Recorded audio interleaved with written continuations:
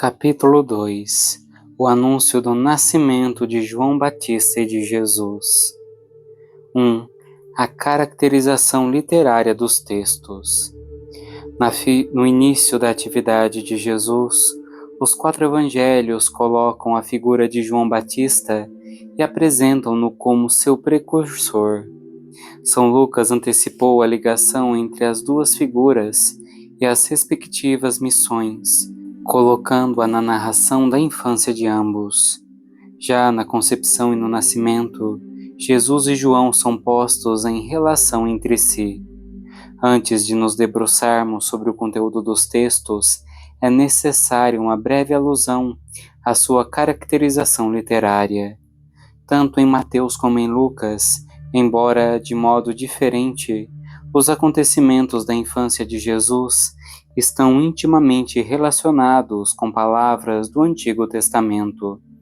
Mateus demonstra para o leitor tais ligações, indicando uma a uma citações correspondentes do Antigo Testamento, ao passo que Lucas fala dos eventos com palavras do Antigo Testamento, com alusões que, no caso concreto, muitas vezes podem ser quase acidentais e nem sempre ser documentáveis, enquanto tais, mas que no seu conjunto formam inequivocamente o tecido dos textos.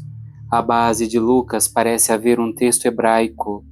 Na verdade, toda a descrição é caracterizada por semitismos, que aliás não são típicos dele.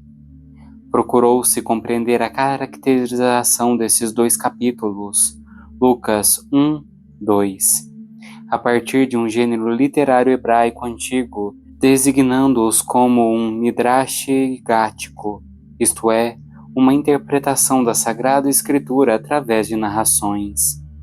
A semelhança literária é inegável, e todavia é claro que a narrativa de Lucas da infância não se situa no antigo judaísmo, mas no cristianismo primitivo. Trata-se de algo mais. Aqui narra-se uma história que traz a interpretação sobre a antiga escritura e vice-versa, aquilo que quis dizer a escritura. Em muitos lugares, só se torna visível por meio dessa nova história. Trata-se de uma narração que nasce totalmente da palavra, e todavia é precisamente ela que dá à palavra aquele seu sentido pleno, que antes não era ainda reconhecível. A história aqui narrada não é simplesmente uma ilusão das palavras antigas, mas a realidade que as palavras aguardavam. Esta, nas palavras por si sós, não era reconhecível, mas as palavras alcançam o seu significado pleno através do evento em que as mesmas se tornam realidade. Sendo assim, pode-se perguntar: de onde conhecem Mateus e Lucas a história que narram? Quais são as suas fontes? A este respeito, e com razão, diz Joaquim Gnilka, que se trata evidentemente de tradições de família. Às vezes, Lucas alude ao fato de que, precisamente Maria, a mãe de Jesus, era uma das suas fontes. Falo de modo particular em 2, versículo 51, quando afirma que sua mãe guardava todas essas coisas no seu coração. Só ela podia referir o evento da Anunciação que não tivera testemunhas humanas. Naturalmente, a exegese crítica moderna deixará entender que considera bastante ingênuas deduções do gênero. Mas por que não deveria ter havido tal tradição, conservada e simultaneamente modelada teologicamente no círculo mais íntimo? Por que motivo deveria Lucas ter inventado a afirmação sobre a custódia das palavras e dos eventos no coração de Maria, se não houvesse a propósito qualquer referência concreta? Por que deveria falar da meditação dela sobre as palavras, se não se soubesse nada a respeito disso? E eu acrescentaria que a própria aparição tardia, sobretudo, das tradições marianas, encontra sua explicação na descrição da mãe e dos círculos ao seu redor. Os acontecimentos sagrados na manhã da sua vida não podiam tornar-se tradição pública enquanto ela mesma estivesse viva. Resumindo, Mateus e Lucas, cada um à sua maneira, queriam não tanto narrar histórias, mas escrever história. História real, sucedida, embora certamente interpretada e compreendida com base na palavra de Deus.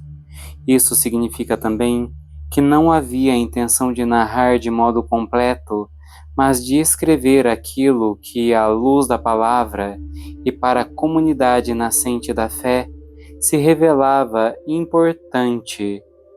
As narrativas da infância são história interpretada, e a partir da interpretação, escrita e condensada. Entre a palavra de Deus e a história interpretadora, há uma relação recíproca. A palavra de Deus ensina que os eventos contêm história da salvação, que diz respeito a todos, mas os próprios eventos desvendam, por sua vez, a palavra de Deus e levam a reconhecer a realidade concreta que se esconde nos diversos textos. Há, de fato, no Antigo Testamento, palavras que permanecem ainda, por assim dizer, sem titular. Por exemplo, nesse contexto, Marius Reiser chama a atenção para Isaías 53. O texto podia aplicar-se a mais do que a uma pessoa, por exemplo, a Jeremias, mas o verdadeiro protagonista dos textos ainda se faz esperar. Só quando ele aparece é que a palavra adquire o seu significado pleno. Veremos que algo de semelhante se pode dizer de Isaías 7, versículo 14. O versículo faz parte daquelas palavras que, de momento, ainda estão à espera da figura a que se referem. A historiografia do cristianismo das origens consiste também e precisamente em atribuir o próprio protagonista a essas palavras ainda à espera. Foi a partir desta correlação entre a palavra, a espera e o reconhecimento do seu protagonista finalmente aparecido que se desenvolveu a exegese tipicamente cristã, que é nova e, todavia, permanece totalmente fiel à palavra originária da Escritura. 2. O anúncio do nascimento de João.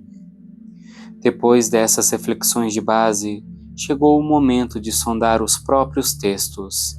Estamos perante dois grupos de narrações com diferenças características entre si, mas também com grandes afinidades.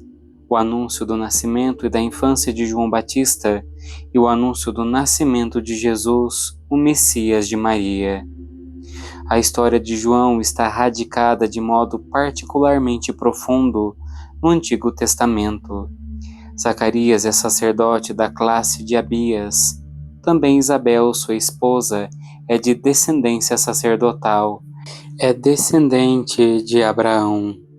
De acordo com o direito veterotestamentário, o ministério dos sacerdotes está associado à pertença à tribo dos filhos de Arão e de Levi. Por conseguinte, João Batista é sacerdote. Nele, o sacerdócio da antiga aliança encaminha para Jesus. Torna-se uma alusão a Jesus, anúncio da sua missão.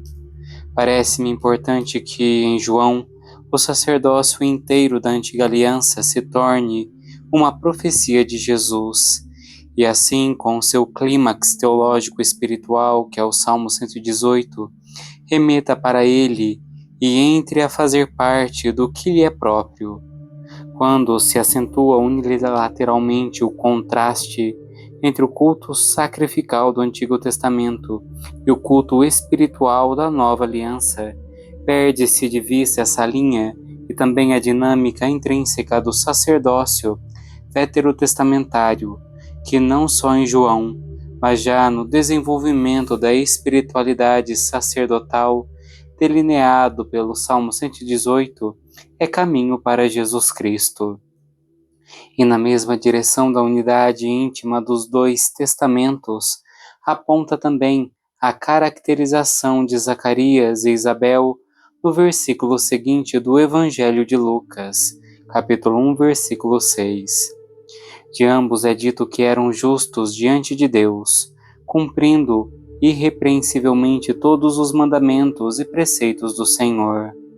Quando virmos a figura de São José, consideraremos mais de perto o atributo justo em que se resume toda a espiritualidade da antiga aliança.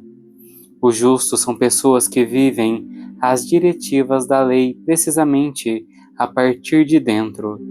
Pessoas que, com seu ser justas, segundo a vontade de Deus revelada, avançam no seu caminho e criam espaço para um novo agir do Senhor.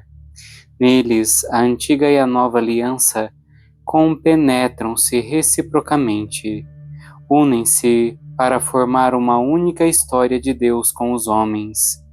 Zacarias entra no templo, no ambiente sagrado, enquanto o povo permanece fora e reza. É a hora do sacrifício da tarde, durante o qual Zacarias coloca incenso sobre o carvão aceso.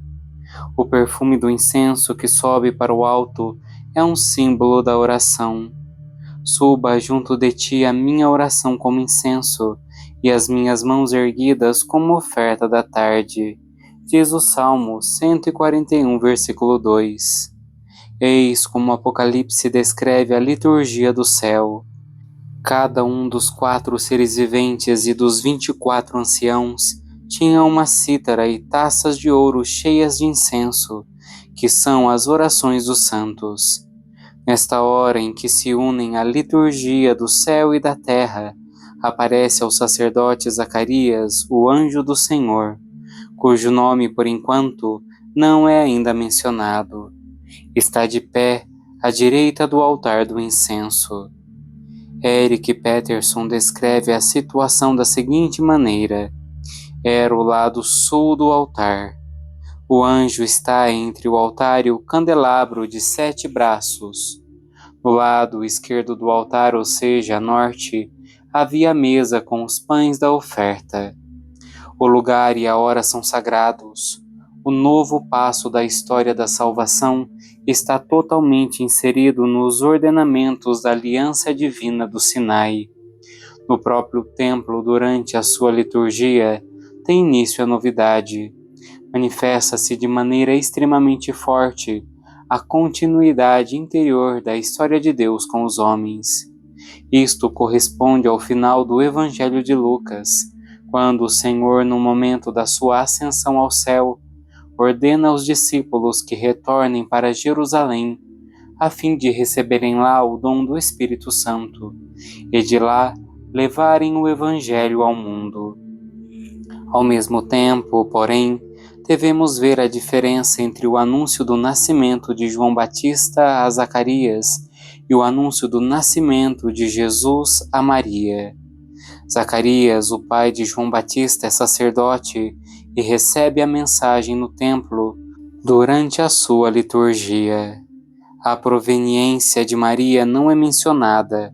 A ela é enviado por Deus o anjo Gabriel, que entra na sua casa em Nazaré, uma cidade desconhecida nas Sagradas Escrituras, e uma casa que, por certo, devemos imaginar muito humilde e simples. O contraste entre os dois cenários não podia ser maior. De um lado, o sacerdote, o templo, a liturgia; do outro, uma mulher jovem desconhecida, uma pequena cidade desconhecida, uma casa particularmente desconhecida. O sinal da nova aliança é a humildade, a vida escondida, o sinal do grão de mostarda. O Filho de Deus vem na humildade. Os dois elementos andam juntos, a profunda continuidade na história da ação de Deus e a novidade do grão de mostarda escondido. Voltemos a Zacarias e a mensagem com que se anuncia o nascimento de João Batista. A promessa é feita no contexto da antiga aliança, e não só no que diz respeito ao ambiente, mas tudo o que aqui é dito e feito está permeado por palavras da Sagrada Escritura, tal como há pouco se salientou. Só através dos novos eventos é que as palavras adquirem o seu sentido pleno e vice-versa.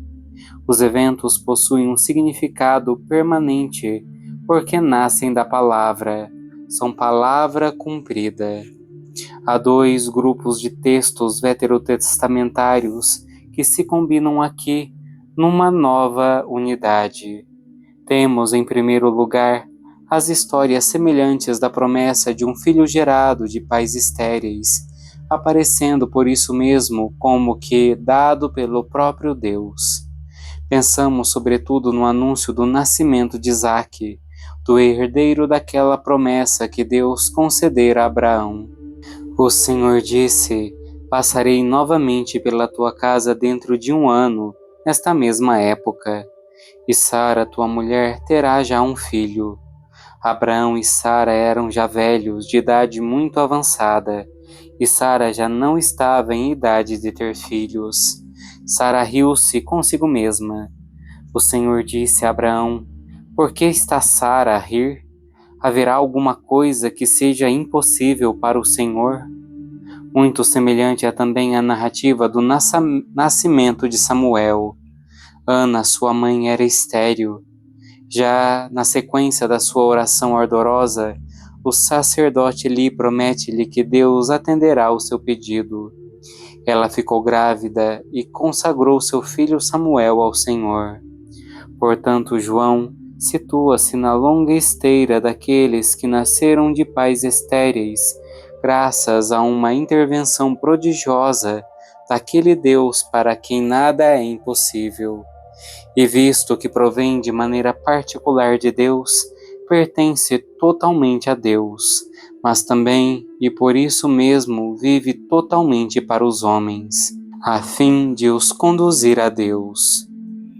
Quando se diz de João que não beberá vinho nem bebida alcoólica, é mais um indício de que ele se insere na tradição sacerdotal. Para os sacerdotes consagrados a Deus, figurava esta norma: não beberás vinho nem bebidas alcoólicas, nem tu, nem os teus filhos, quando tiverdes de entrar na tenda da reunião, para não morrerdes. É uma lei perpétua para os vossos descendentes. João, que será cheio do Espírito Santo já desde o ventre da sua mãe, vive, por assim dizer, sempre na tenda da reunião. É sacerdote não apenas em certos momentos, mas com a totalidade da sua existência, anunciando assim um novo sacerdócio que aparecerá com Jesus. A par destes conjuntos de textos extraídos dos livros históricos do Antigo Testamento, há alguns textos proféticos dos livros de Malaquias e de Daniel que caracterizam o diálogo do anjo com Zacarias. Comecemos por ouvir Malaquias.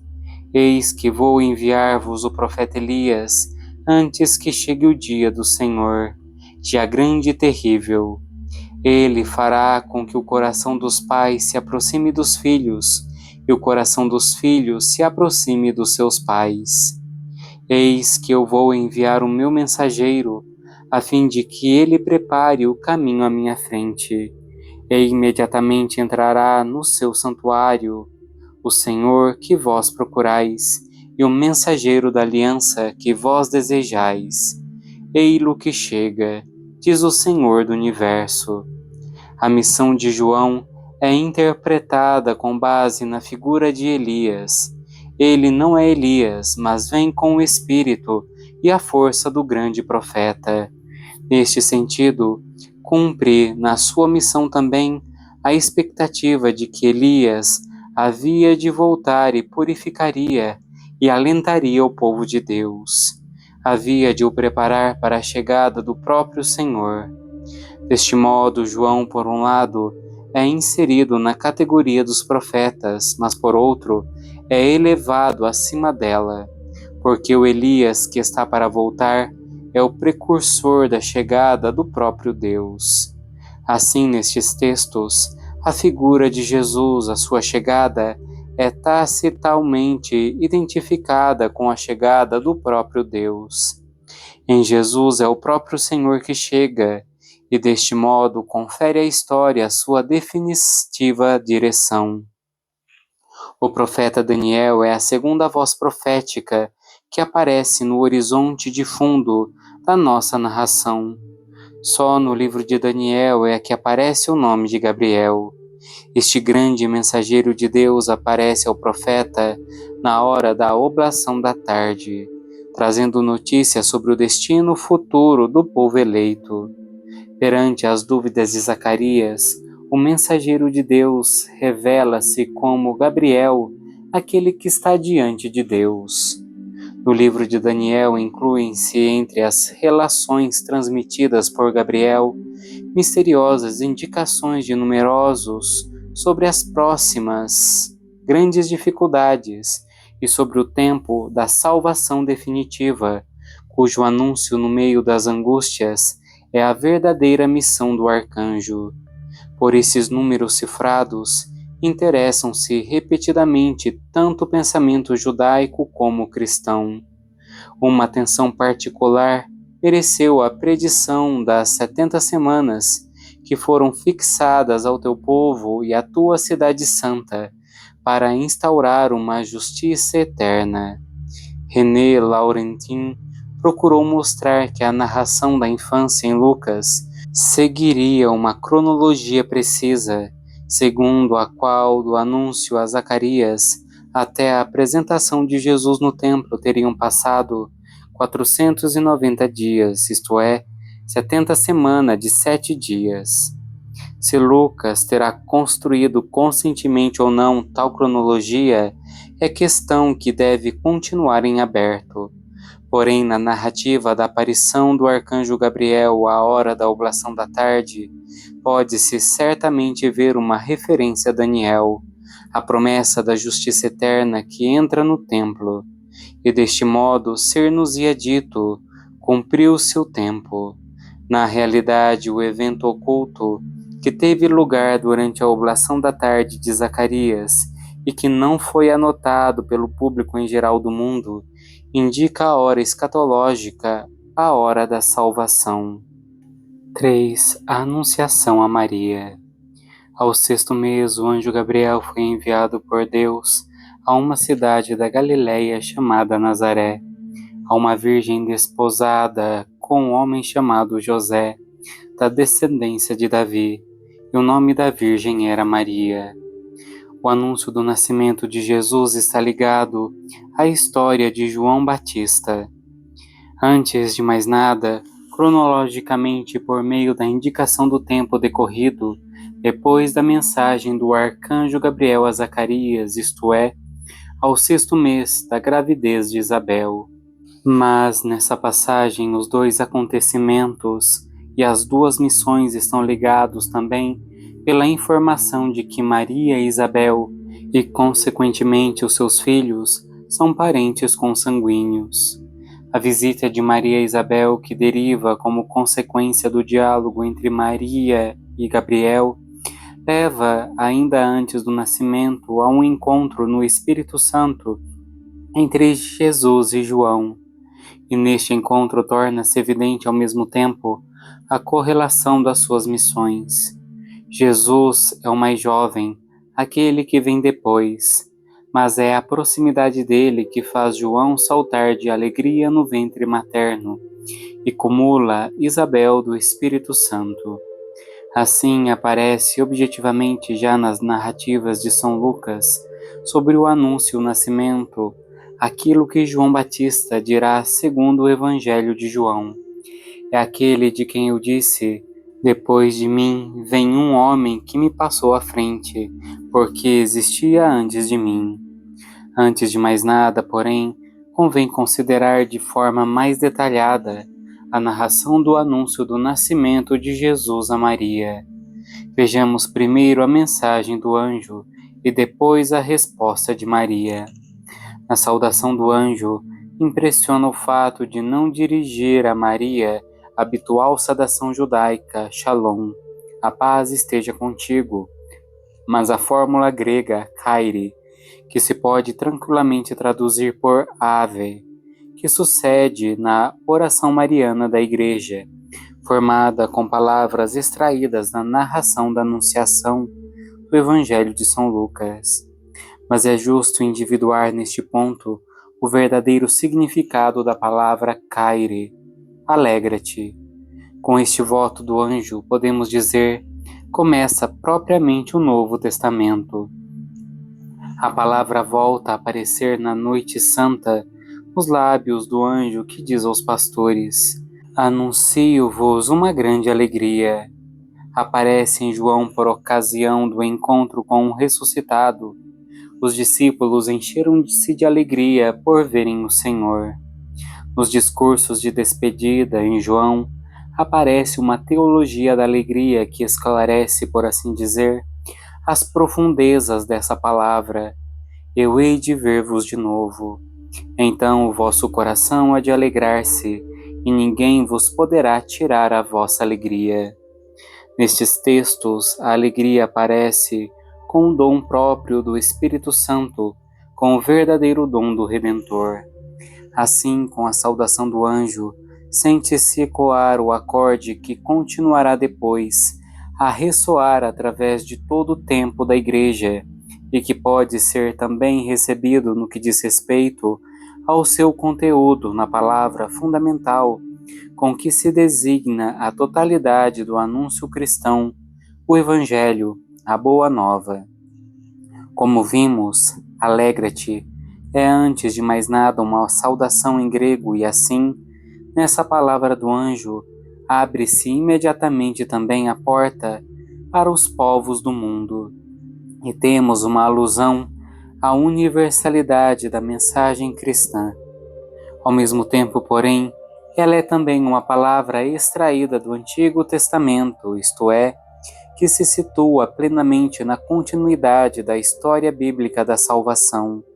Sobretudo, Stanislas Lionet e René Laurentin mostraram que na saudação de Gabriel a Maria é retomada e atualizada a profecia de Sofonias 3, versículos 14 ao 17, que soa assim: Rejubila, filha de Sião, solta gritos de alegria, povo de Israel. O Senhor teu Deus está no meio de ti. Não é necessário entrar aqui nos detalhes de uma comparação textual entre a saudação do anjo a Maria e a palavra de promessa do profeta. O motivo essencial por que a filha de Sião pode exultar está expresso na afirmação: o Senhor está no meio de ti, que traduzida literalmente diz, está no teu seio.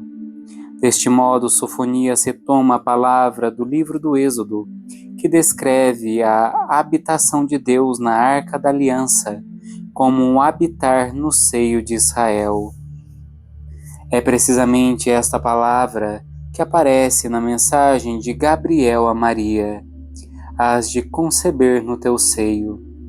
De qualquer modo que se avaliem os detalhes destes paralelismos, torna-se evidente uma proximidade íntima das duas mensagens. Maria aparece como a filha de Sião em pessoa. As promessas que dizem respeito a Sião cumprem-se de modo inesperado nela. Maria torna-se a Arca da Aliança, o lugar de uma verdadeira habitação do Senhor. Alegra-te, ó cheia de graça. Essa ligação entre alegria e graça é outro aspecto digno de consideração. Na saudação Kyrie em grego, as duas palavras alegria e graça são formuladas a partir da mesma raiz. Alegria e graça andam juntas. Debrucemo-nos agora sobre o conteúdo da promessa. Maria dará à luz um filho, a quem o anjo atribui o título de Filho do Altíssimo e Filho de Deus. Além disso, é prometido que Deus, o Senhor, lhe dará o trono de seu pai Davi. Reinará para sempre na casa de Jacó, e o seu reino, o seu domínio, não terá fim. Depois acrescenta-se uma série de promessas relativas ao modo como se dará a concepção. O Espírito Santo virá sobre ti, e a força do Altíssimo estenderá sobre ti a sua sombra. Por isso aquele que vai nascer é santo e será chamado Filho de Deus. Comecemos pela última promessa. Considerando a sua linguagem, pertence à teologia do tempo e da presença de Deus no santuário. A nuvem sagrada, a Shekinah, é sinal visível da presença de Deus. Simultaneamente esconde e manifesta o Deus que habita na sua casa. A nuvem, que estende a sua sombra sobre os homens, reaparece mais tarde na narrativa da transfiguração do Senhor. E de novo é sinal da presença de Deus, da manifestação de Deus escondido. Assim, através da afirmação sobre a sombra que desce com o Espírito Santo, é retomada a teologia relativa a Sião, já presente na saudação inicial. Mais uma vez, Maria aparece como a tenda viva de Deus, na qual ele quer habitar de um modo novo no meio dos homens. Ao mesmo tempo, vislumbra-se no conjunto dessas palavras da Anunciação uma alusão ao mistério do Deus Trinitário. Age Deus Pai, que prometera estabilidade ao trono de Davi, e agora institui o herdeiro cujo reino não terá fim, o herdeiro definitivo de Davi, predito pelo profeta Natã com essas palavras: Eu serei para ele um pai, e ele será para mim um filho. O Salmo 2 repete o mesmo: Tu és meu filho, eu hoje te gerei. As palavras do anjo permanecem totalmente na concepção veterotestamentária da piedade e todavia superam-na. A partir da nova situação, recebem um novo realismo, uma densidade, uma força que antes não se podia imaginar. O mistério trinitário ainda não foi objeto de reflexão, ainda não se desenvolveu até chegar à doutrina definitiva. Surge espontaneamente do modo de agir de Deus, prefigurado no Antigo Testamento. Aparece no acontecimento antes de se tornar doutrina. De igual forma, o conceito de ser filho, próprio do menino, também não está aprofundado nem desenvolvido até a dimensão metafísica. E assim tudo permanece no âmbito da concepção da piedade judaica. Mas as próprias palavras antigas, por causa do acontecimento novo que exprimem e interpretam, estão novamente a caminho, passam para além de si mesmas. Precisamente na sua simplicidade, recebem uma nova grandeza, quase alucinante, que, entretanto, só ao longo do caminho de Jesus e do caminho dos crentes se deverá desenvolver. Neste contexto situa-se também o nome Jesus, que o anjo, tanto em Lucas como em Mateus, atribui ao menino. No nome de Jesus, esconde-se o tetragrama Yahvé, o misterioso nome recebido no Horeb, que agora é ampliado até a afirmação Deus salva.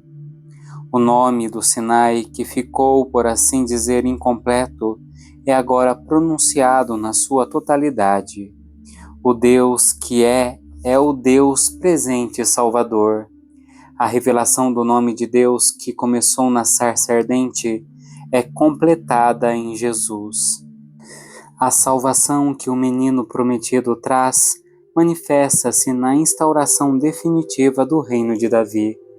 Na verdade, fora prometida ao reino de Davi uma duração perpétua. A tua casa e o teu reino permanecerão para sempre diante de mim, e o teu trono estará firme para sempre. Anunciará Natã por incumbência do próprio Deus. No Salmo 89, reflete-se de forma dramática a contradição entre o caráter definitivo da promessa e o colapso efetivo do reino davídico. Estabelecerei para sempre a sua descendência, e o seu trono terá a duração dos céus. Se os seus filhos abandonarem a minha lei, então hei de castigar severamente as suas rebeldias. Mas não lhes retirarei o meu favor, nem faltarei à minha promessa. Por isso o salmista, de forma comovente e com insistência, repete diante de Deus a promessa, bate à porta do seu coração e reclama a sua fidelidade. Com efeito, a realidade por ele vivida é totalmente diferente. No entanto, ó Deus, tu rejeitaste e abandonaste o teu ungido e te aborreceste com ele. Renegaste a aliança com teu servo, deitaste por terra a sua coroa. Todos os transeuntes o saquearam, escarneceram dele os seus vizinhos. Lembra-te, Senhor, das ofensas contra o teu servo. Este lamento de Israel estava diante de Deus também no momento em que Gabriel preanunciava à Virgem Maria um novo rei no trono de Davi. Herodes era rei por graça de Roma. Era Idumeu, não um filho de Davi, mas sobretudo pela sua crueldade inaudita, era uma criatura da realeza que fora prometida a Davi. O anjo anuncia que Deus não esqueceu a sua promessa. Agora, no menino que Maria concebera por obra do Espírito Santo, ela tornar-se-á realidade. O seu reino não terá fim, diz Gabriel a Maria. Esta frase foi assumida no credo niceno-constantinopolitano no século IV, quando o reinado de Jesus de Nazaré já abraçava todo o mundo da bacia do Mediterrâneo. Nós cristãos sabemos e professamos com gratidão. Sim, Deus realizou a sua promessa. O reino do Filho de Davi, Jesus, estende-se de mar a mar, de continente a continente, de um século ao outro. Naturalmente, permanece sempre verdadeira também a frase que Jesus disse a Pilatos: o meu reino não é de cá. Às vezes, no curso da história, os poderosos deste mundo colocam-no sob a sua alçada, mas é precisamente então que ele corre perigo. Querem ligar o seu poder ao poder de Jesus, e precisamente assim deformam o seu reino, tornando-se uma ameaça para ele. Ou então é sujeito a uma persistente perseguição pelos dominadores que não toleram nenhum outro reino e desejam eliminar o rei sem poder, mas cujo poder misterioso temem. Mas o seu reino não terá fim. Este reino diverso não está construído sobre um poder mundano, mas funda-se apenas na fé e no amor. É a grande força da esperança, no meio do mundo que parece, com muita frequência, estar abandonado por Deus. O reino do Filho de Davi, Jesus, não conhece fim, porque nele reina o próprio Deus. Nele o reino de Deus entra neste mundo. A promessa que Gabriel transmitiu à Virgem Maria é verdadeira e realiza-se sem cessar. A resposta de Maria, sobre a qual nos detemos agora, desenvolve-se em 3 etapas. A primeira reação à saudação do anjo é feita de perturbação e ponderação. A sua reação é diferente da de Zacarias. Dele é referido que ficou perturbado e encheu-se de temor. No caso de Maria, no início, usa-se a mesma palavra, ela perturbou-se. Mas o que se segue depois não é o temor, mas uma reflexão íntima sobre a saudação do anjo. Maria reflete, entra em diálogo consigo mesma, sobre o que deva significar a saudação do mensageiro de Deus. Assim vemos surgir já aqui um traço característico da figura da mãe de Jesus, um traço que encontramos no Evangelho mais 2 vezes em situações análogas, o confronto íntimo com a palavra. Não se detém no primeiro sentimento que assalta, ou seja, a perturbação pela proximidade de Deus no seu anjo, mas procura entender. Por isso Maria aparece como mulher corajosa, que conserva o autocontrole mesmo diante do inaudito. Ao mesmo tempo é apresentada como mulher de grande interioridade, que conjuga o coração e a mente e procura entender o contexto, o conjunto da mensagem de Deus. Assim torna-se imagem da Igreja, que reflete sobre a palavra de Deus, procura compreendê-la na sua totalidade e guarda o dom da mesma na sua memória. Enigmática para nós é a segunda reação de Maria. Na verdade, passada a hesitação ponderosa com que ela acolheu a saudação do mensageiro de Deus, o anjo comunica-lhe que foi escolhida para se tornar a mãe do Messias. Então Maria formula uma pergunta breve e incisiva: como será isso se eu não conheço o homem? Considere-se de novo a diferença da sua resposta relativamente a de Zacarias. Enquanto este reagiu duvidando da possibilidade da tarefa que lhe foi atribuída, ele, como aliás Isabel, estava em idade avançada. Já não podia esperar ter um filho. Maria não duvida, não levanta questões sobre o fato de que se possa realizar a promessa. Mas quanto ao como, esta se realizaria, dado que isso não é perceptível para ela. Como será isso se eu não conheço o homem? Essa pergunta nos parece-nos incompreensível, porque Maria celebrara um noivado e, de acordo com a lei judaica, era então considerada em situação equivalente à de uma esposa, embora ainda não coabitasse com o marido nem tivesse iniciado a comunhão matrimonial. A partir de Agostinho, a questão foi explicada no sentido de que Maria teria feito um voto de virgindade e realizar um noivado só para ter um protetor da sua virgindade. Essa reconstrução, porém, é completamente alheia ao mundo do judaísmo do tempo de Jesus e parece impensável em semelhante contexto. Mas então, o que significa aquela frase? Uma resposta convincente não foi ainda encontrada pela exegese moderna. Disse que Maria, ainda não introduzida na casa de José, não teria então qualquer contato com o homem e consideraria a tarefa como imediatamente urgente. Isto, contudo, não convence, porque o tempo da convivência já não podia estar muito distante. Outros exegetas tendem a considerar a frase como um artifício puramente literário para continuar o diálogo entre Maria e o anjo. Tampouco isto é uma verdadeira explicação para a frase. Poder-se-ia também lembrar que, segundo o costume judaico, o noivado era assumido de forma unilateral pelo homem e não se pedia o consenso à mulher, mas mesmo essa indicação não resolve o problema. Concluindo, permanece o enigma, ou talvez seja melhor dizer o mistério de tal frase. Maria, por motivos que não estão ao nosso alcance, não vê modo algum de se tornar mãe do Messias pela via da relação conjugal. O anjo confirma-lhe que não será mãe pelo modo normal, depois de ser recebida em casa de José, mas através da sombra da força do Altíssimo, por meio da vinda do Espírito Santo, e com veemência segura, porque nada é impossível a Deus. Depois disso, segue-se a terceira reação, a resposta essencial de Maria, um simples sim, daquela que se declara serva do Senhor.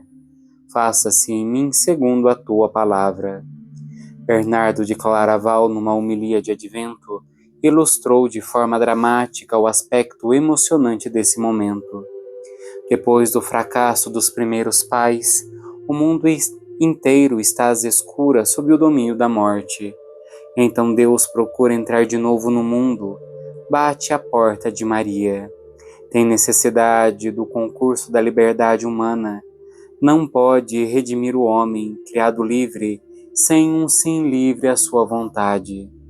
Ao criar a liberdade, de certo modo, Deus tornou-se dependente do homem. O seu poder está ligado ao sim, não forçado de uma pessoa humana. Ora, Bernardo afirma que, no momento do pedido a Maria, o céu e a terra como que suspendem a respiração. Dirá sim? Ela demora. Porventura lhe servirá de obstáculo a sua humildade? Só por esta vez, diz-lhe Bernardo, não seja humilde, mas magnânima. Dá-nos o teu sim. Este é o momento decisivo em que dos seus lábios, do seu coração surge a resposta. Faça-se em mim segundo a tua palavra. É o momento da obediência livre, humilde e simultaneamente magnânima, na qual se realiza a decisão mais sublime da liberdade humana. Maria tornou-se mãe através do seu sim. Às vezes, os padres da Igreja exprimiram tudo isso dizendo que Maria terá concebido pelo ouvido, ou seja, através da sua escuta, através da sua obediência, a palavra entrou nela e nela se tornou fecunda. Neste contexto, os padres desenvolveram a ideia do nascimento de Deus em nós, através da fé e do batismo, por meio dos quais o Logos vem a nós sem cessar, tornando-nos filhos de Deus. Pensemos, por exemplo, nas palavras de Santo Irineu. Como poderá o homem tornar-se Deus, se Deus não se tornar homem? Como deixarão o nascimento para a morte, se não forem regenerados num novo nascimento que nos foi dado mediante a fé, de modo maravilhoso e inesperado por Deus, o nascimento de uma virgem como sinal da salvação? Penso que é importante ouvir também a última frase da narração lucana da Anunciação. E o anjo retirou-se de junto dela. A grande hora do encontro com o mensageiro de Deus, na qual toda a vida muda, passa, e Maria fica sozinha com a tarefa que verdadeiramente supera toda a capacidade humana. Não há anjos em seu redor. Ela deve prosseguir pelo seu caminho, que passará através de muitas obscuridades, e começar pelo espavento de José perante a sua gravidez, até o momento em que se diz de Jesus que está fora de si, até a noite da cruz. Quantas vezes em tais situações Maria terá voltado interiormente à hora em que o anjo de Deus lhe falou, terá escutado de novo e meditado a saudação, alegra-te, cheia de graça, e as palavras de conforto, não temas. O anjo parte, a missão permanece, e juntamente com ela, matura a proximidade interior de Deus, o íntimo ver e tocar a sua proximidade. 4. Concessão e nascimento de Jesus, segundo Mateus. Depois da reflexão sobre a narração da Anunciação em Lucas, temos agora de ouvir a tradição do Evangelho de Mateus, relativa ao mesmo acontecimento. Ao contrário de Lucas, Mateus refere este fato exclusivamente a partir da perspectiva de São José, que, enquanto descendente de Davi, faz a ligação da figura de Jesus à promessa feita a Davi. Mateus faz-nos saber, antes de mais nada, que Maria era noiva de José, segundo o direito judaico então em vigor.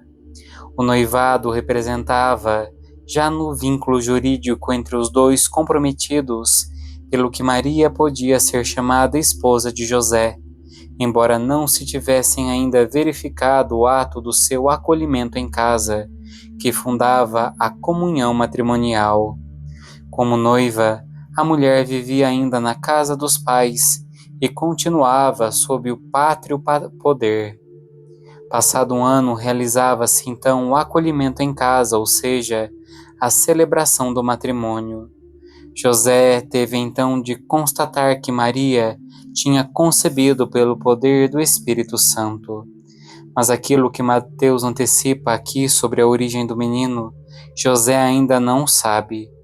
Supõe que Maria rompeu o noivado e que, de acordo com a lei, deve abandoná-la. Em tal situação, pode-se decidir entre um ato jurídico público e uma forma privada. Pode levar Maria diante de um tribunal ou passar-lhe uma carta privada de repúdio. José escolhe a segunda via para não a difamar. Nesta decisão, Mateus vê um sinal de que José era um homem justo. A designação de José como homem justo vai muito além da decisão tomada naquele momento. Oferece um retrato completo de São José e ao mesmo tempo insere-o entre as grandes figuras da antiga aliança, a começar por Abraão o justo. Pode-se dizer que a forma de religiosidade presente no Antigo Testamento se resume na palavra fiel, enquanto no Antigo Testamento o conjunto de uma vida se sintetiza, segundo a Escritura, no termo justo. O Salmo 1 apresenta a imagem clássica do justo. Por conseguinte, podemos considerá-lo quase como um retrato da figura espiritual de José. O justo, segundo este salmo, é um homem que vive em intenso contato com a palavra de Deus, que põe o seu enlevo na lei do Senhor. É como uma árvore que, plantada à beira das águas correntes, produz continuamente o seu fruto. Com a imagem das águas correntes, das quais se nutre a árvore, entende-se naturalmente a palavra viva de Deus, onde o justo faz penetrar as raízes da sua existência. Para ele, a vontade de Deus não é uma lei imposta a partir de fora, mas alegria.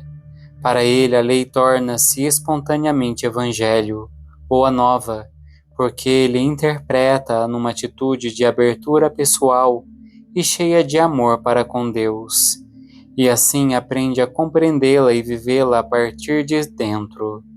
Se o Salmo 1 considera como característica do homem feliz a habitação na Torá, na palavra de Deus, o texto paralelo de Jeremias 17, versículo 7, chama abençoado aquele que confia no Senhor, que tem no Senhor a sua esperança. Aqui evidencia-se com mais força do que no Salmo o caráter pessoal da justiça, a confiança em Deus, uma atitude que dá esperança ao homem. Embora nenhum dos dois textos fale diretamente do justo, mas do homem feliz ou abençoado, podemos, juntamente com Hans Joachim Kraus, considerá-los a imagem do justo veterotestamentário, e assim, a partir daqui, aprender também o que Mateus nos quer dizer quando apresenta São José como homem justo. Esta imagem do homem que tem as suas raízes nas águas vivas da palavra de Deus não cessa jamais de dialogar com Deus e, por isso, produz sempre fruto. Torna-se realidade concreta no acontecimento narrado, bem como em tudo o que mais se conta acerca de Jesus de Nazaré. Depois da descoberta feita por José, trata-se de interpretar e aplicar a lei de maneira justa, e ele fala-á com amor. Não quer expor publicamente Maria à ignomínia. Ama, mesmo no momento de grande desilusão.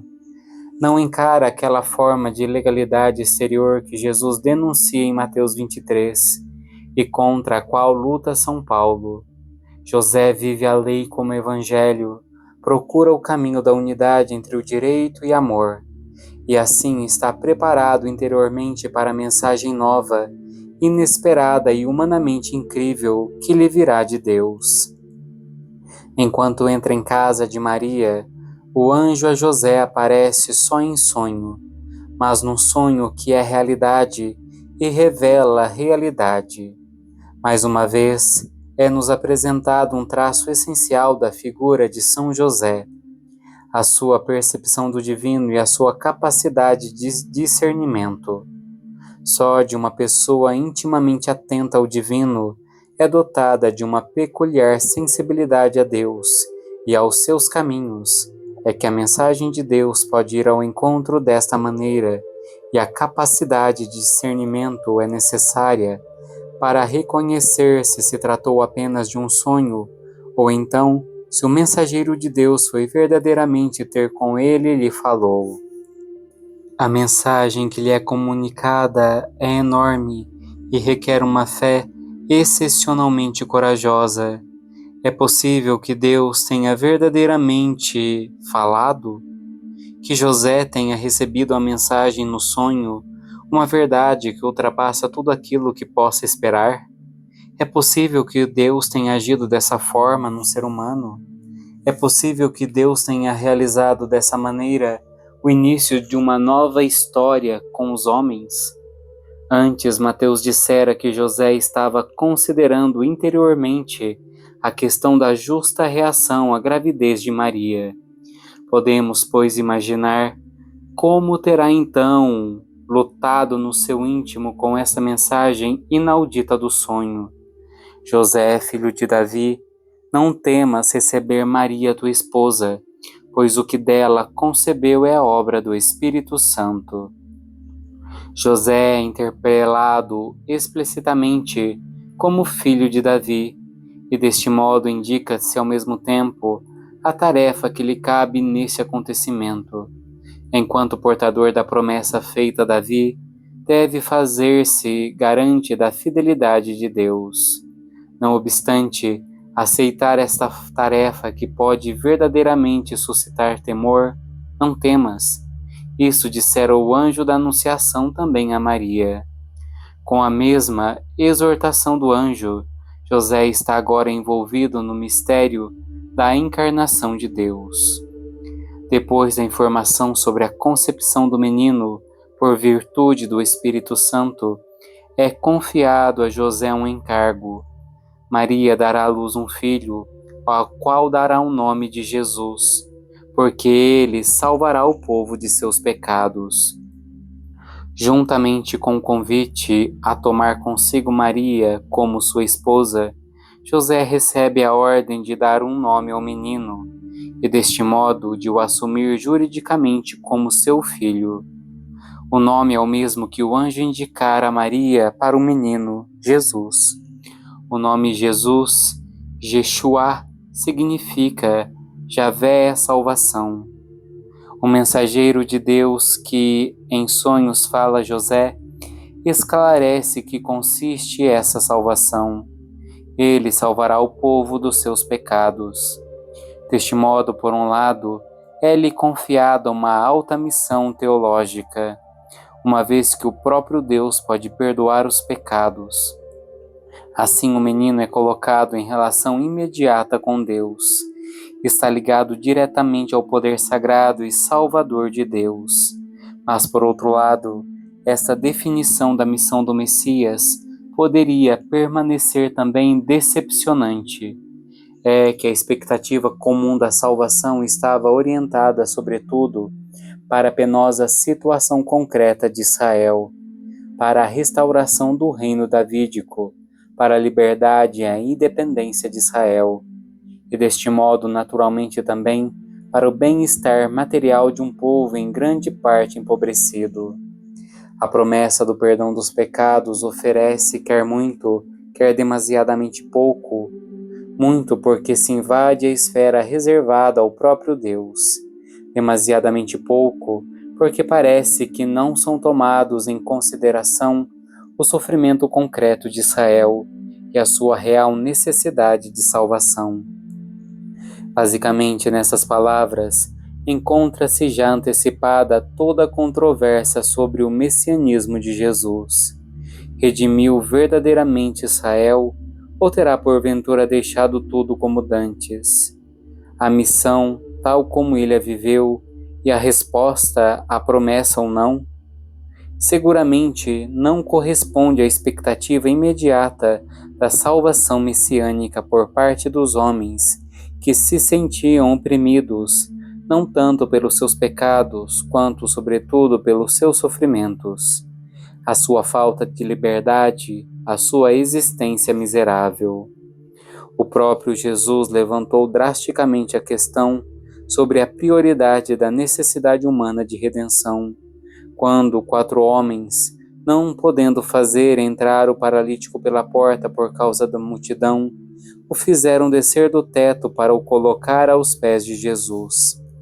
A própria existência do paralítico era uma oração, um grito que pedia a salvação, um grito ao qual Jesus, em contraste total com a expectativa dos portadores e do próprio doente, responde com essas palavras: Filho, os teus pecados estão perdoados. Não era precisamente isso aquilo que o povo esperava. Não era bem isso que entrava nos interesses do povo. O paralítico devia não ser liberto dos pecados, mas poder caminhar. Os escribas contestavam a presunção teológica das palavras de Jesus. O doente e as pessoas em redor ficaram desiludidos porque Jesus parecia ignorar a verdadeira necessidade daquele homem. Toda a cena me parece muito significativa para a questão sobre a missão de Jesus, tal como é descrita pela primeira vez nas palavras do anjo a José. Nela se dá resposta tanto à crítica dos escribas como à silenciosa expectativa do povo. Jesus, ordenando ao doente que tome a sua maca e vá embora curado, demonstra que é capaz de perdoar os pecados, e assim fica salvaguardada a prioridade do perdão dos pecados como fundamento de toda a verdadeira cura do homem. O homem é um ser relacional. Se fica transtornada a primeira relação fundada do homem, a relação com Deus, então nada mais pode estar verdadeiramente em ordem. É desta prioridade que se trata na mensagem e na atividade de Jesus. Ele quer, em primeiro lugar, chamar a atenção do homem para o cerne do seu mal, fazendo-lhes ver: se não estiveres curado nisto, então, apesar de todas as coisas boas que possas encontrar, verdadeiramente não estarás curado. Assim, na explicação do nome de Jesus dada a José no sonho, já está presente um esclarecimento fundamental sobre o modo como se há de conceber a salvação do homem e, consequentemente, sobre qual é a tarefa essencial do portador da salvação.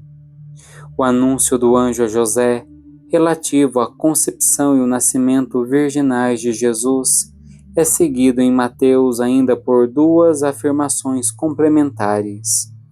Antes de mais nada, o evangelista mostra que deste modo se cumpre aquilo que estava predito na Escritura.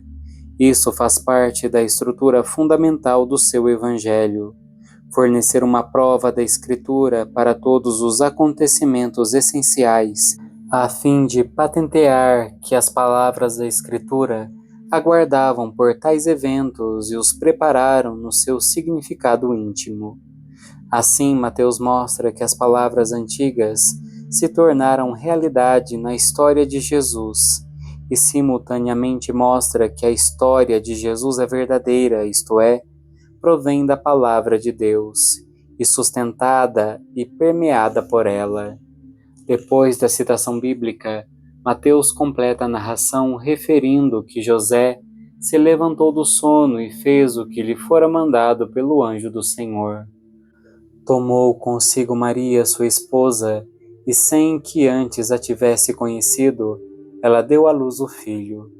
Sublinha-se assim, uma vez mais, que o filho não é gerado dele, mas do Espírito Santo.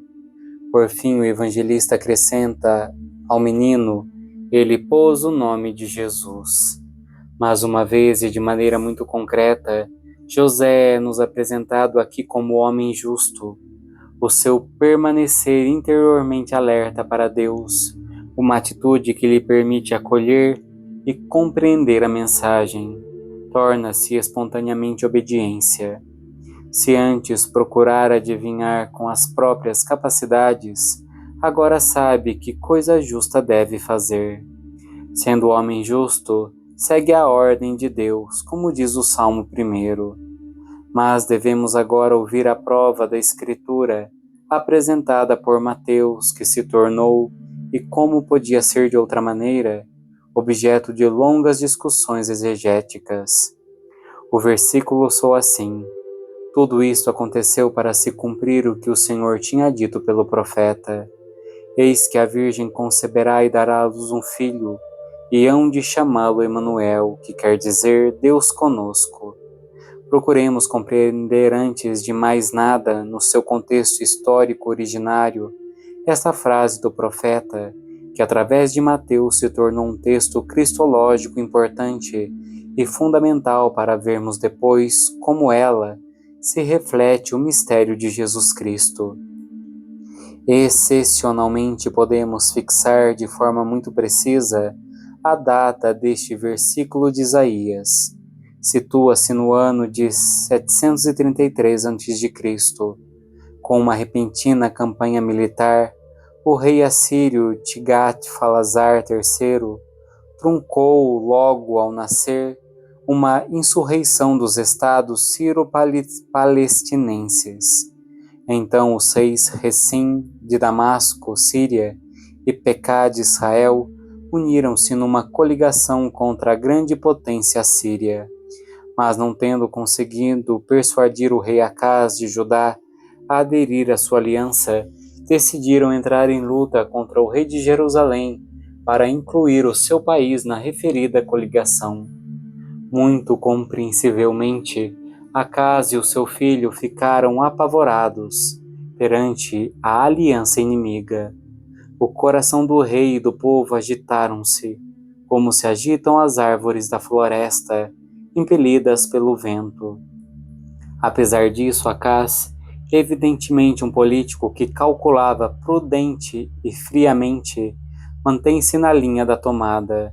Não quer aderir a uma aliança anti-assíria que, claramente, diante da enorme prevalência da grande potência, não tem qualquer possibilidade de sucesso. Em vez disso, conclui com a Síria um pacto de proteção. Fato este que, por um lado, lhe garante a segurança e salva o seu país da destruição, mas por outro exige um preço à adoração das divindades estatais da potência protetora. Na verdade, foi depois da conclusão do pacto celebrado por Acaz que a Síria, não obstante a advertência do próprio Isaías, que se chegou à construção de um altar segundo o modelo assírio no Templo de Jerusalém. Mas no momento contemplado pela citação de Isaías, agora tomada por Mateus, ainda não se tinha chegado a este ponto. Uma coisa, porém, ela era clara: se Acaz concluísse o pacto com um grande rei assírio, isso significaria que ele, como homem político, confiava mais no poder do rei do que na força de Deus, a qual, evidentemente, não lhe parecia suficientemente real. Em última análise, portanto, trata-se aqui não de um problema político, mas de uma questão de fé. Nesse contexto, Isaías diz ao rei que não deve ter medo diante daqueles dois tições fumegantes, a Síria e Israel, Efraim, e que, consequentemente, não havia motivo algum para o pacto de proteção com a Síria. Deve apostar na fé e não num calculismo político. E absolutamente contra o costume, convida Acaz a pedir um sinal de Deus, quer das profundezas dos abismos, quer no alto dos céus. A resposta do rei de Judá parece devota, não quer tentar a Deus, nem quer pedir nenhum sinal. O profeta que fala por ordem de Deus não se deixa enredar. Sabe que a renúncia do rei a um sinal não é, como parece, uma expressão de fé, mas pelo contrário, um indício do fato de não querer ser perturbado na sua realpolitik. Então o profeta anuncia que o próprio Senhor lhe dará um sinal. Há de a virgem conceber e dar à luz um filho, a quem porá o nome de Emanuel, que significa Deus está conosco. Mas com essas palavras, qual é o sinal prometido a Acaz? Mateus e toda a tradição cristã, como ele, vê aí o anúncio do nascimento de Jesus da Virgem Maria. Jesus que verdadeiramente não tem o nome de Emanuel, mas é o Emanuel, como procura ilustrar toda a narração dos evangelhos. Este homem, mostram-nos os evangelhos, é ele próprio, a permanência de Deus com os homens. É verdadeiro homem e simultaneamente Deus. É verdadeiro Filho de Deus. Mas foi assim que Isaías entendeu um sinal anunciado?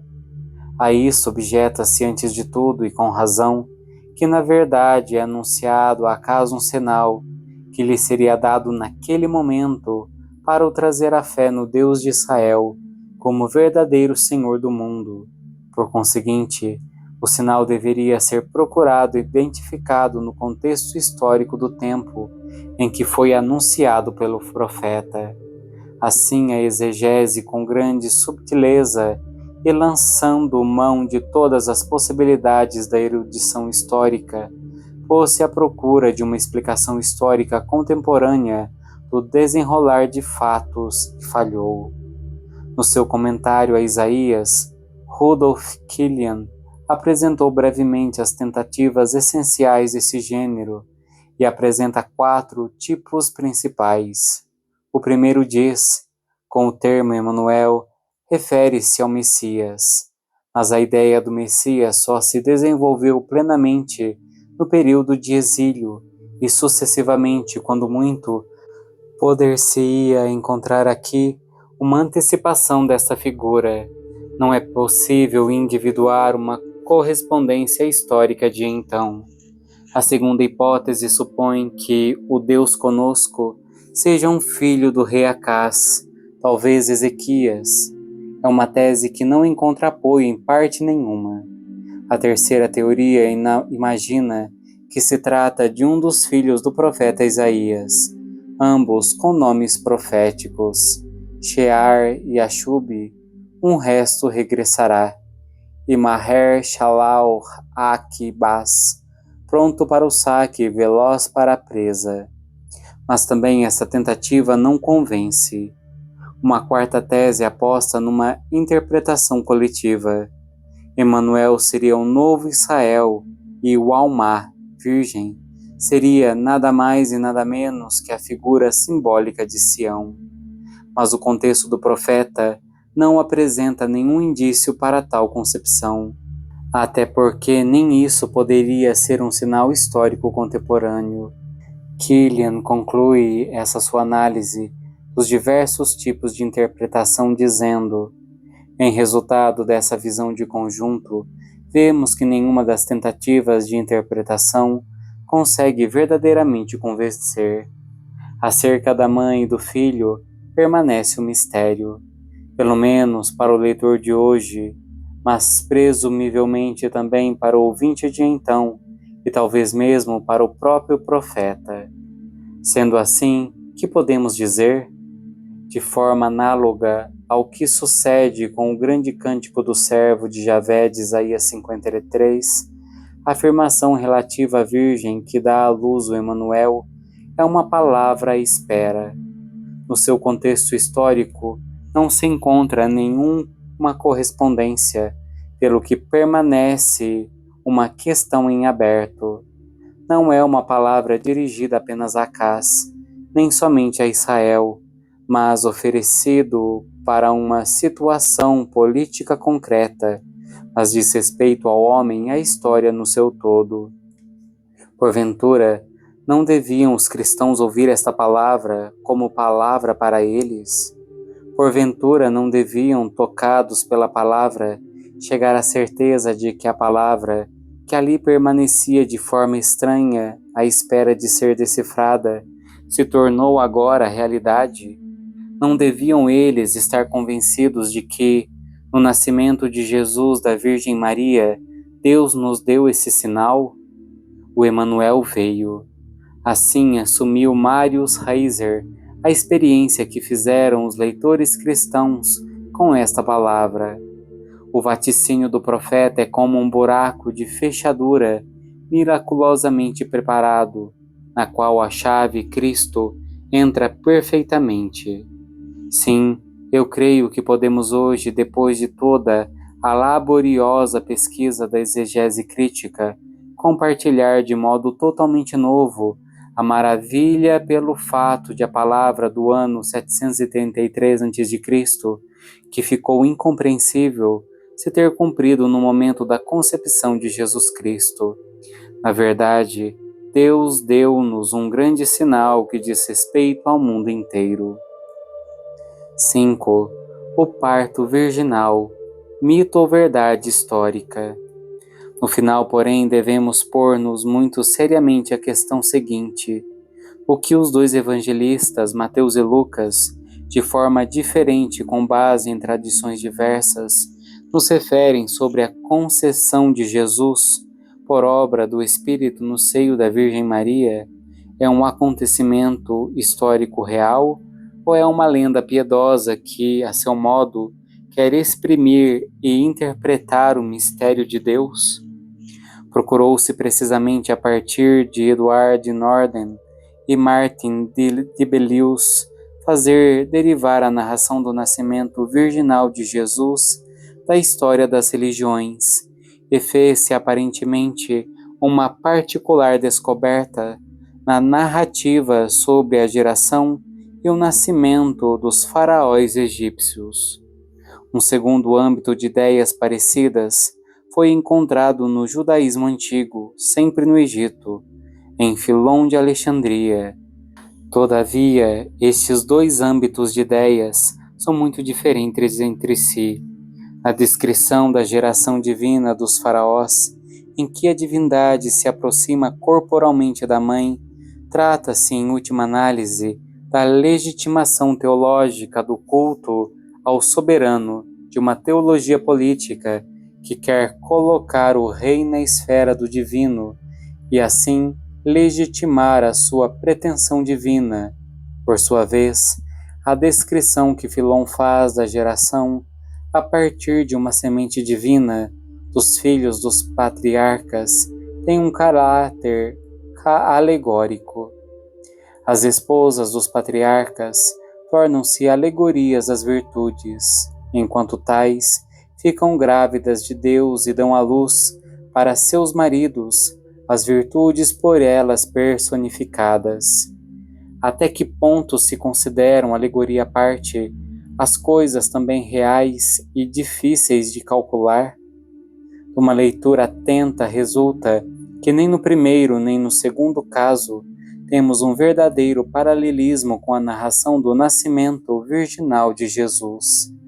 O mesmo vale para textos provenientes do ambiente greco-romano, que se pensava poder citar como modelos pagãos da narração da concessão de Jesus por obra do Espírito Santo. A união entre Zeus e Alcmena, da qual teria nascido Hércules, a união entre Zeus e Danae, da qual teria nascido Perseu, etc. A diferença das concepções é tão profunda que, de fato, não se pode falar de verdadeiros paralelos. As narrativas dos evangelhos continuam plenamente preservadas a unicidade do único Deus e a diferença infinita entre Deus e a criatura. Não existe nenhuma confusão, nem há nenhum semideus. A palavra criadora de Deus sozinha realiza algo novo. Jesus, nascido de Maria, é plenamente homem e plenamente Deus, sem confusão e sem divisão, como especificará o credo de Calcedônia no ano de 451. As narrações em Mateus e Lucas não são formas mais desenvolvidas de mitos. Segundo a sua noção de fundo, estão solidamente colocadas na tradição bíblica de Deus Criador e Redentor. Mas, quanto ao seu conteúdo concreto, provém de tradição familiar. São uma tradição transmitida que conserva o sucedido.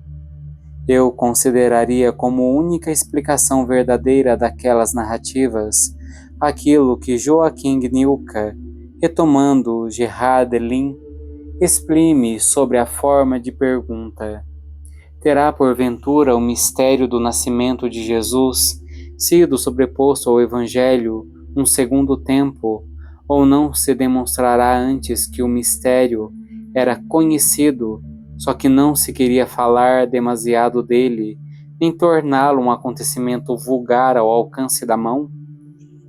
Parece-me normal que só depois da morte de Maria se pudesse tornar público o mistério e entrar na tradição comum do cristianismo primitivo.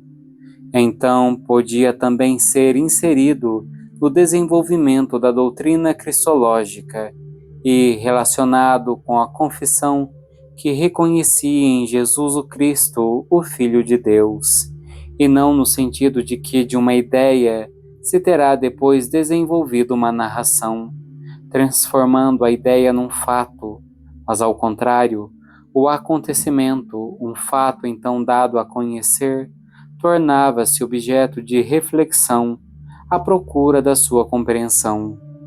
Do conjunto da figura de Jesus Cristo, descia uma luz sobre esse evento e vice-versa. A partir do evento compreendia-se ainda mais profundamente a lógica de Deus.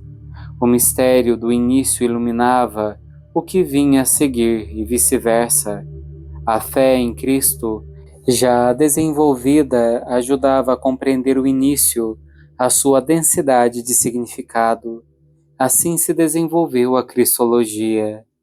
Talvez seja oportuno mencionar aqui um texto que, com um presságio do mistério do parto virginal, faz refletir desde os primeiros tempos o cristianismo ocidental.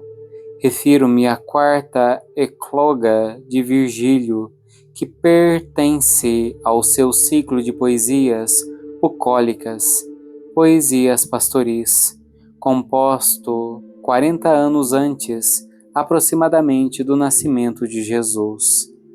No meio dos versos jocosos sobre a vida do campo, de improviso ressoa um tom muito diferente.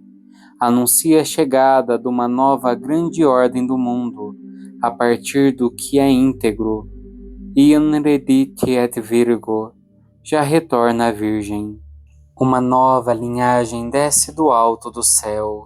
Nasce um menino, com o qual termina a geração de ferro. Que é que se promete aqui? Quem é a Virgem? Quem é o menino a que se alude? Como no caso de Isaías 7, versículo 14, também aqui os estudiosos procuram identificações históricas que acabaram igualmente em nada. Pois bem, que é que diz o texto? O quadro imaginário do conjunto deriva da representação antiga do mundo.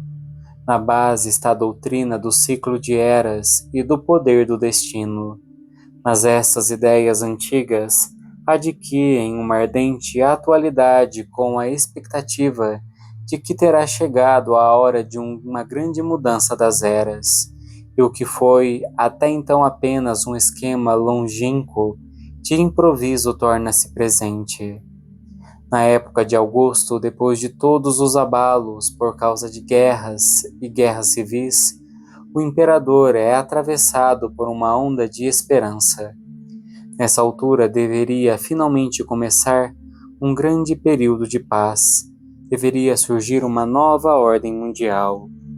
Faz parte dessa atmosfera de expectativa da novidade também a figura da Virgem, imagem da pureza, da integridade, do começo ab íntegro, e faz parte dela a expectativa do menino, do rebento divino. Por isso, talvez se possa dizer que a figura da Virgem e a do menino divino fazem parte, de algum modo, das imagens primordiais da esperança humana, que emergem em momentos de crise e de expectativa, sem que haja figuras concretas no horizonte. Voltemos às narrativas bíblicas sobre o nascimento de Jesus da Virgem Maria, que concebeu o menino por obra do Espírito Santo. Trata-se de uma realidade verdadeira? Ou porventura foram aplicadas às figuras de Jesus e à sua mãe ideias de tais arquétipos? Quem lê as narrativas bíblicas e as compara com as tradições semelhantes de que antes se falou, brevemente vê imediatamente a diferença profunda. Tanto a comparação com as ideias egípcias a que alude, como o sonho da esperança que encontramos em Virgílio, conduzem-nos para mundos de caráter muito diferente. Em Mateus e Lucas, nada encontramos de uma viragem cósmica, nada de contatos físicos entre Deus e os homens. É-nos narrada uma história muito humilde, todavia, por isso mesmo, de uma grandeza enorme. É a obediência de Maria que abre a porta a Deus. A palavra de Deus, o seu Espírito, cria nela o menino, cria-o através das portas da sua obediência. Assim, Jesus é um novo Adão, novo começo, ab íntegro, ou seja, da Virgem que está plenamente à disposição da vontade de Deus. Acontece assim uma nova criação que, todavia, está ligada ao sim, livre da pessoa humana de Maria. Talvez se possa dizer que os sonhos secretos e confusos da humanidade, a propósito de um novo indício, se realizaram nesse acontecimento, numa realidade como só Deus podia criar. Por conseguinte, o que fizemos no credo, creio, em Jesus Cristo, seu Deus, único Filho, nosso Senhor, que foi concebido pelo poder do Espírito Santo, nasceu da Virgem Maria. É verdade? A resposta, sem qualquer hesitação, é sim. Karl Barth faz notar que na história de Jesus há dois pontos nos quais o agir de Deus intervém diretamente no mundo material: o seu nascimento da Virgem e a ressurreição do sepulcro, de onde Jesus saiu e não sofreu a corrupção. Esses dois pontos são um escândalo para o espírito moderno. A Deus é concedido agir sobre as ideias e os pensamentos na esfera espiritual, mas não sobre a matéria. Isto perturba, não é ali o seu lugar, mas é precisamente disso que se trata, de que Deus é Deus e não se move apenas no mundo das ideias. Neste sentido, em ambos os pontos, trata-se precisamente de Deus ser Deus. Está em jogo a questão: também lhe pertence a matéria? Naturalmente, não se pode atribuir a Deus coisas insensatas ou não razoáveis, ou que estejam em contraste com a sua criação. Ora, aqui não se trata de algo não razoável ou contraditório, mas precisamente de algo positivo, do poder criador de Deus que abraça todo o ser. Por isso, esses dois pontos, o parto virginal e a ressurreição real do túmulo, são verdadeiro critério da fé. Se Deus não tem poder também sobre a matéria, então ele não é Deus. Mas ele possui esse poder e, com a concepção e a ressurreição de Jesus Cristo, inaugurou uma nova criação. Assim, enquanto Criador, ele é também o nosso Redentor. Por isso, a concessão e o nascimento de Jesus da Virgem Maria são elementos fundamentais da nossa fé e um luminoso sinal de esperança.